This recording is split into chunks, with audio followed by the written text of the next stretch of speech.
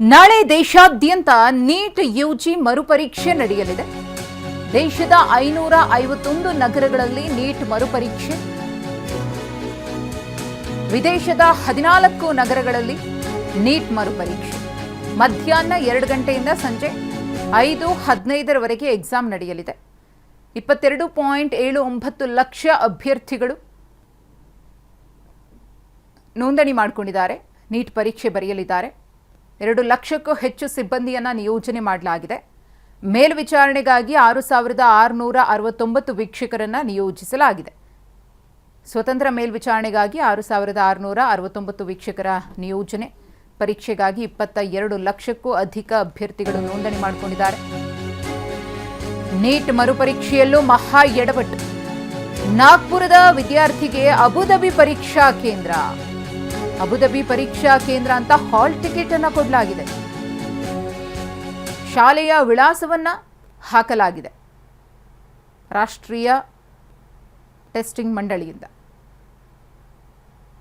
ಗಮನಿಸ್ತಾ ಇದ್ರಿ, ಆ ಹಾಲ್ ಟಿಕೆಟ್ನ ಕಾಪಿಯನ್ನು ಕೂಡ ನಾವು ನಿಮಗೆ ತೋರಿಸ್ತಾ ಇದ್ದೀವಿ. ನಾಗ್ಪುರದ ವಿದ್ಯಾರ್ಥಿಗೆ ಅಬುಧಾಬಿಯ ಪರೀಕ್ಷಾ ಕೇಂದ್ರದ ಹಾಲ್ ಟಿಕೆಟ್ ಅನ್ನು ವಿತರಣೆ ಮಾಡಿದ್ದಾರೆ. ಅಂದರೆ ಯಾವ ಪರಿ ಇಲ್ಲಿ ಎಡವಟ್ಟುಗಳಾಗ್ತಾ ಇದೆ ಮರುಪರೀಕ್ಷೆಯ ಸಂದರ್ಭದಲ್ಲೂ ಅನ್ನೋದು ಜಗಜ್ಜಾಹೀರಾಗ್ತಿದೆ.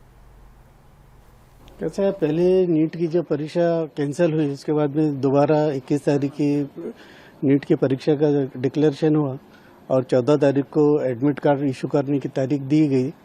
पेपर में भी हमने पढ़े और वेबसाइट पर भी थी, लेकिन एडमिट कार्ड डाउनलोड नहीं हो रहा था.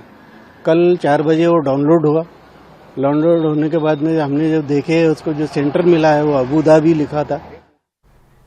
ಈ ಕುರಿತು ಮತ್ತಷ್ಟು ಮಾಹಿತಿಯನ್ನು ಕೊಡೋದಕ್ಕೆ ನಮ್ಮ ಪ್ರತಿನಿಧಿ ಮಹೇಶ್ ಇದೀಗ ನೇರ ಸಂಪರ್ಕದಲ್ಲಿದ್ದಾರೆ. ಮಹೇಶ್, ನಾಳೆ ನೀಟ್ ಮರುಪರೀಕ್ಷೆ ಇದೆ.